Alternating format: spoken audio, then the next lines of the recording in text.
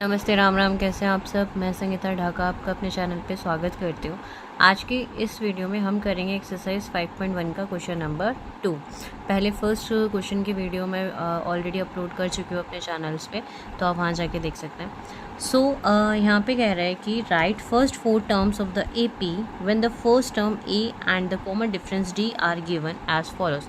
मतलब पहली चीज़ तो उसने हमें कहा है कि सीरीज़ क्या है आपकी ए पी, तो आपको चेक नहीं करना है। मतलब इसमें आपको एपी फॉर्म करनी है।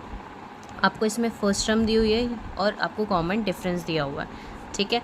तो इससे आपको एपी बनानी है, मतलब पहली 4 टर्म्स आपको खुद से लिखनी है। तो फर्स्ट टर्म आपको यहाँ पे दी हुई है, ए आपको दिया हुआ है 10 और डी आपको दिया हुआ है वो भी 10 है, ठीक है। तो फर्स्ट टर्म तो आपकी ए हो गई। अब सेकेंड टर्म यानी कोई भी ए पी होती है तो मैंने आप लोगों को बताया हुआ है वो इस फॉर्म में होती है, A1 A2 A3 A4 and so on, ठीक है। तो A1 तो आपको पता है बट A2 आपको निकालना है। तो A2 निकालने के लिए आप क्या करोगे, जो A1 आपको पता है और जो इन दोनों के बीच का डिफरेंस है वो पता है, तो इन दोनों को ऐड कर दोगे तो आपका A2 आ जाएगा। मतलब जो फर्स्ट टर्म है उसमें आप डिफरेंस ऐड कर दो जितने का गैप है। तो जैसे यहाँ 10 है तो इसमें आप 10 ऐड कर दोगे तो आपके पास सेकेंड टर्म आ गई 20। सिमिलरली इसमें आप थर्ड टर्म फाइंड आउट कर सकते हैं A3 फाइंड आउट करने के लिए आपको A2 पता होना चाहिए। A2 हमें पता है और डिफरेंस भी पता है कि इन दोनों के बीच में गैप 10 का चल रहा है, तो यानी आप इसको क्या लिखोगे A2 प्लस में D, ठीक है। तो यानी ये आपका हो जाएगा A2 कितना है 20 और D कितना है 10, तो A2 प्लस D यानी 30, ठीक है। आपने 2 टर्म्स ऐसे निकालनी है, ऐसे ही आपको 2 टर्म्स और निकालनी है। सो A3 निकालते हैं हम।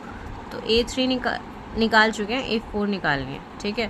तो A4 क्या है A3 और डिफरेंस ऐड कर देंगे, तो यानी आपको जो नेक्स्ट टर्म निकालनी होती है उसमें आप जो प्रीवियस टर्म है उसके अंदर डिफरेंस ऐड कर दो तो आपका सेम मतलब आपकी नेक्स्ट टर्म आ जाएगी। तो A3 आपका आया था 30, उसमें आप 10 ऐड कर दीजिए तो आपका 4 टर्म हो गई 40। सिमिलरली 5th टर्म आ जाएगी A4 प्लस में D, तो A4 आपका है 40 प्लस में 10 तो हो गया 50। तो यहाँ पे जो आपकी AP फॉर्म हो रही है वो क्या हो रही है 10 20 30 40 और 50। यही आपको उसने फॉर्म 4 आपको नेक्स्ट एक टर्म दी थी और कहा था नेक्स्ट 4 टर्म्स आप फाइंड करिए, ठीक है।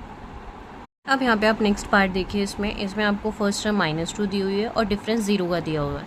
डिफरेंस 0 हो सकता है, ठीक है। तो यहाँ पे हम नेक्स्ट सेकेंड टर्म फाइंड करेंगे A प्लस में D। तो A क्या है हमारा -2 प्लस में 0, तो क्या आ गया -2।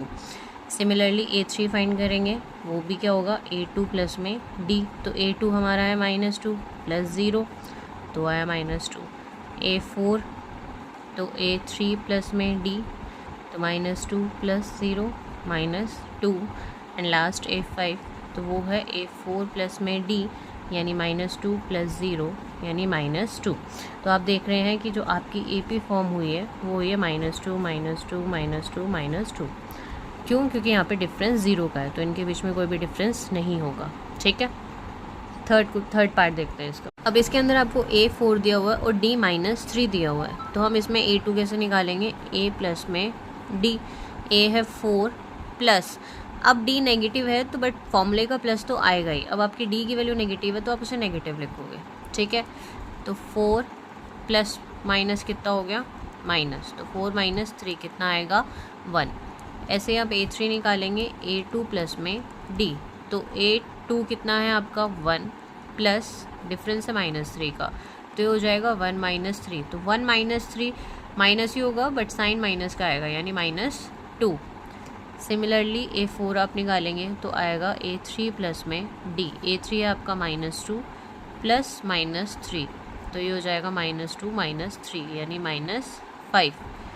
और A5 आपका आएगा A4 प्लस में D यानी -5 प्लस -3 -5 -3 यानी -8। तो जो आपकी AP फॉर्म हो रही है वो क्या हो रही है 1 मतलब 4 1 -2 -5 और -8, तो मतलब ये डिक्रीजिंग ऑर्डर में जा रही है। तो सीरीज़ ज़रूरी नहीं है कि हमेशा इंक्रीजिंग ऑर्डर में ही हो, डिक्रीजिंग ऑर्डर में भी हो सकती है, ओके।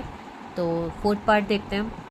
अब देखिए इसमें आपको A -1 दिया हुआ और D हाफ दिया हुआ है, तो A2 क्या आ जाएगा A प्लस में D यानी -1 प्लस हाफ। यहाँ पे हम एलसीएम लेंगे तो ये हो जाएगा -2 + 1 यानी -½ ठीक है। तो A2 आया हमारा -½ ऐसे ही हम A3 फाइंड करेंगे A2 प्लस में D, तो A2 है -½ और ये है ½ तो ये वैसे ही कैंसिल आउट होके हो गया 0।